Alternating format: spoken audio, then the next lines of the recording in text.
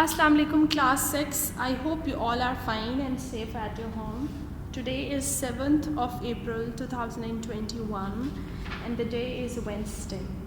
In our last lesson we discussed about certain life processes that are going in parallel way in animals and plant as well. We talked about the feeding of animals, why animal feed. We talked about the growth of plants and animals. So let's have a look on these life processes. If we talk about that why animals feed themselves, so animals feed themselves to get energy. They feed themselves to move. They feed themselves to grow. जैसे आप खाना खाएंगे तो आपको energy मिलती है. You are able to move yourself.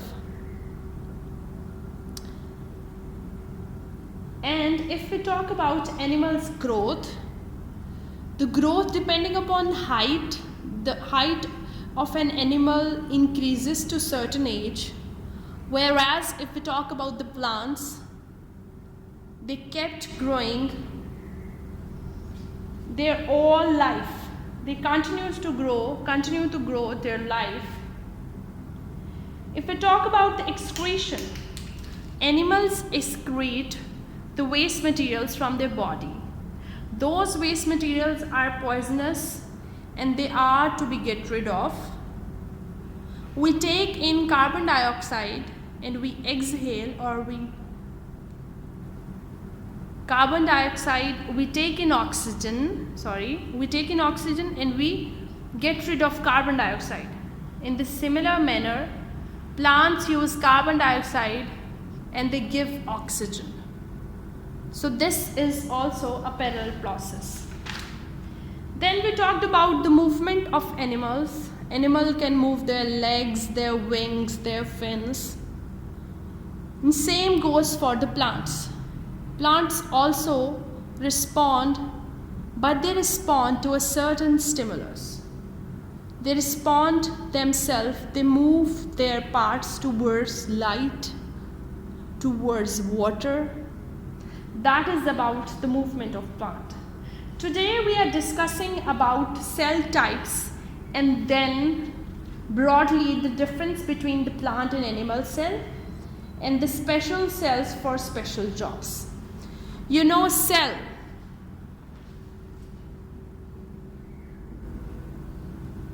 Cell is the basic structural and functional unit of your body. We talked about it in detail. Today we are looking at two broad categories of the cell and then about plant and animal cell. The cell can be divided into two categories. The first one is unicellular. Uni means one, cellular means cell. Whereas the other one is multicellular.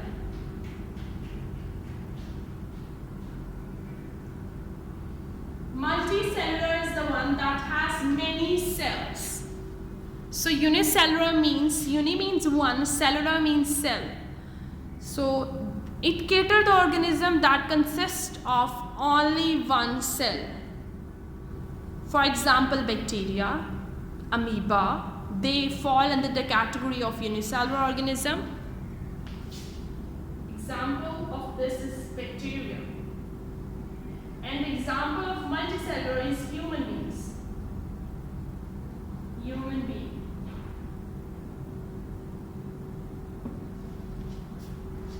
Multicellular organism means they have so many cells. After this, we are discussing animal and the plant cell. If we generally talk about animal and plant cell, they somehow do the similar jobs. They take in oxygen, they release energy to do certain works, they get rid of the waste, they grow, they reproduce. But there are certain differences in the structure of animal and the plant cell. Let's have a look. I'm going to draw both animal and plant cells on the board so it will be easier for us to understand the differences between it.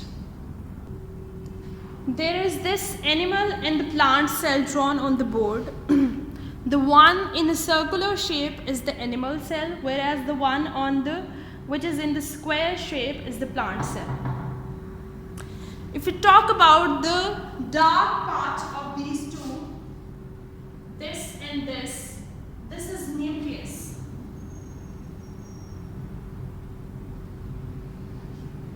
You see, in animal cell the nucleus is in the center, whereas in the plant cell nucleus is pinched towards one side by a larger vacuole. This is vacuole.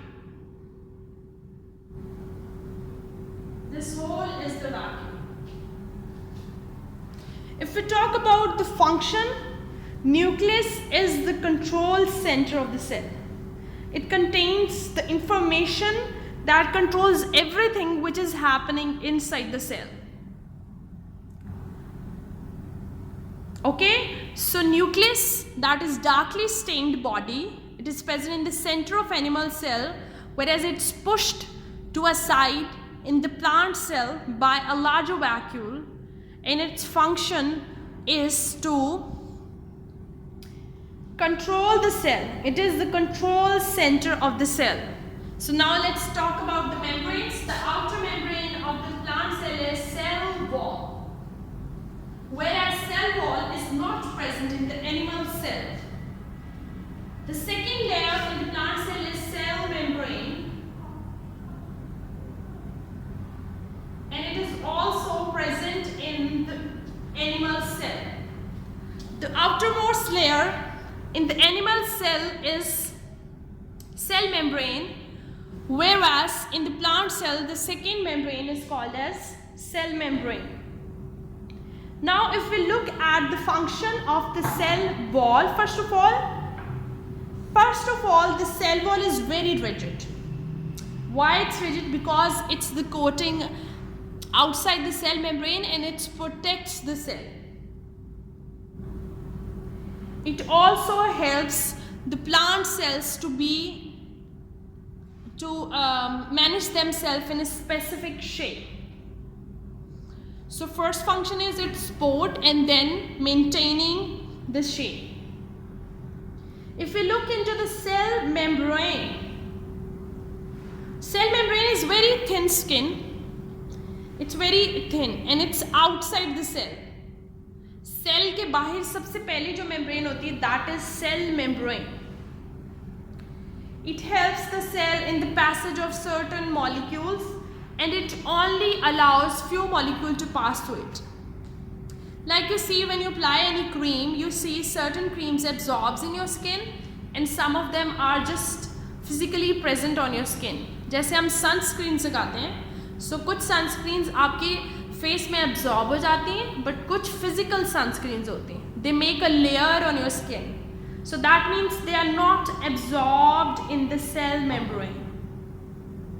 Whereas it includes the function of the cell membrane that it allows small molecules to cross in and out of it.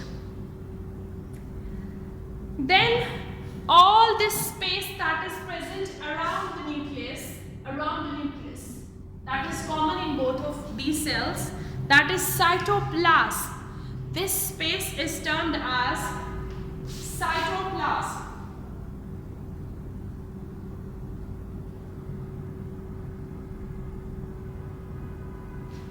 Okay, so this space is called as cytoplasm. Cytoplasm is actually the living matter of the cell. It's jelly-like material in which different organelles are present. This is the space around the nucleus in which all the organelles, all the reactions are occurring. That is cytoplasm.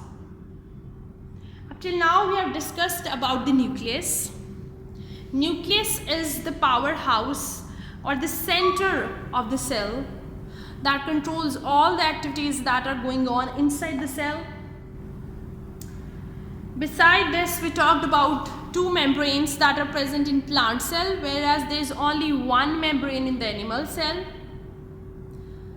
Cell membrane is the outermost layer in the animal cell, whereas plants have an extra covering, that is cell wall, and it's so rigid that it protects the cell. Then we are discussing cytoplasm. Cytoplasm is a space around the nucleus. What is its function? It's a jelly-like material and it supports the whole cell. Talking about another difference, that is the presence of chloroplast, which is a green pigment. Chloroplast that contains a green pigment called as chlorophyll in the plant cell, whereas chlorophyll is not present in the animal cell. That chemical actually helps in this photosynthesis and we can say the manufacturing of the food. What we discussed right now, that plant cell has a chloroplast that contains chlorophyll. The chloroplast contains the chlorophyll and it helps in the photosynthesis of the food. Got it? Whereas animal cells do not have it because we are consumers. We eat the food that is manufactured. You see, we eat vegetables, we eat the roti that is made up of wheat, we also eat fruits. So all these things that we use in our daily life, they are made from the plants and we only consume it. So plants have this chloroplast that helps in the manufacturing of the food. Then we talked about the vacuole. In animal cell, the vacuoles are very small. The round dots that are given, these are vacuoles. These can be food vacuoles and water vacuoles, whereas in the plant cell, it has a very large vacuole. Okay, so there are a few questions given on the page number 20 that you have to solve. First of all, there is why the nucleus is called as the center of the cell. Nucleus is called as center of the cell that because it contains the information which controls everything that goes into the cell. The answer is given over here, a nucleus. There is next question, what is cytoplasm? So cytoplasm is a living matter for the nucleus and it's jelly-like substance. The next question is what it is like. It is jelly-like substance which is fluid and can flow. There is next question, what is cell vacuole? The vacuole, the answer of this is given in this. The vacuole is large space in the middle of the cell and it's filled with the fluid called as cell sap. Okay, now we will move on to the special cells for special job.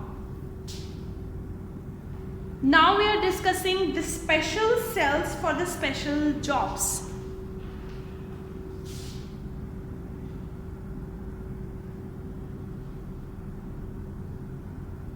Special cells for special jobs.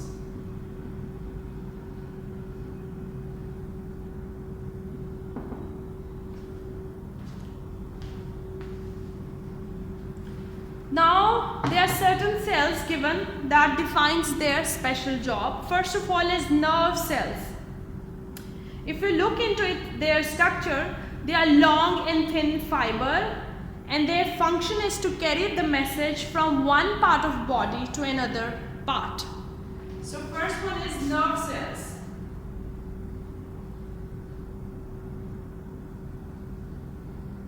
And their function is to carry the message from the one part of the body to another part.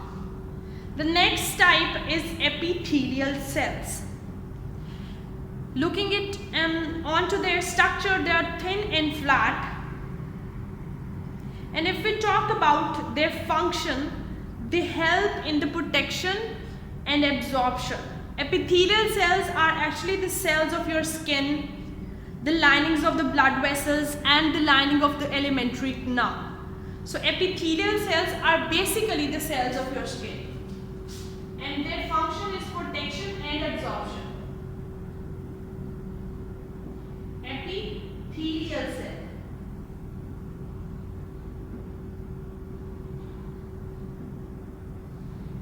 Okay, the next type of the cells are pollen grains. Pollen grains, if we talk about their structure, they have spiky surface. Why they have spiky surface? It's because with the help of that surface, they get stick to the bodies of insects, wings of the birds, and that's how the process of pollination happens. So pollen grains have their function depending upon and connected to their structure. They have the surface that can stick to the bodies or surfaces, and that's how the process of pollination happens. Pollen grains.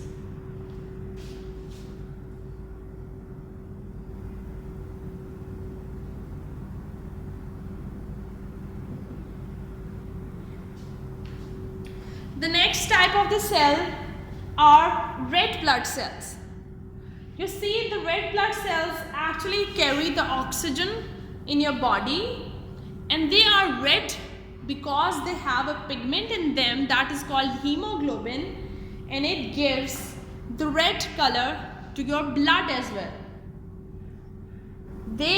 If you talk about their structure, they have larger surface area to pick up a lot of oxygen.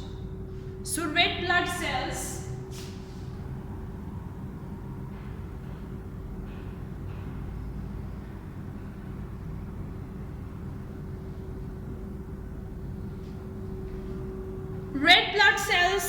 carry oxygen around the body, and along with this they have large surface area to take in larger amount of the oxygen. We talked about the nerve cells, and the function of the nerve cell is to carry a message from the one part of the body to another part. Then we talked about epithelial cell. Epithelial cells are the cells of your skin. These cells help in protection and absorption. Coming on to the pollen grains. Pollen grains actually helps in the pollination. Then we talked about red blood cells. Red blood cells carry oxygen, and they have larger surface area to cater their oxygen carrying function. Now let's do some questions on page number 21. Page number 21, we have named 3 types of the cell in your body. So you have to write the names of any 3 cells. What are epithelial cells? So answer is here. What are they? Write about their structure and their function as well. Why do red blood cells have large surface area? They have large surface area to pick up lots of oxygen. How are the pollen grains adapted to plant pollination? Pollen grains have the spiky surface to help them stick to the bodies of insects. Others have tiny wings to enable them to be carried by the wind. That helps them in pollination. I hope it's clear. Page number 21. So as you have 2 days to complete this work, so I know this time 1, 2 you have to complete 6 questions, but it's okay, you can do this. I hope it's clear now, but still if there is any confusion, any problem, you are always welcome. Try to solve your assignments on time. Well, I'm mentioning the page number from where you have to answer the questions. Page number 20 and 21. And you have to answer the questions of test yourself. And there is no need to worry, as few of the questions have only 1 line answer. So you can do this.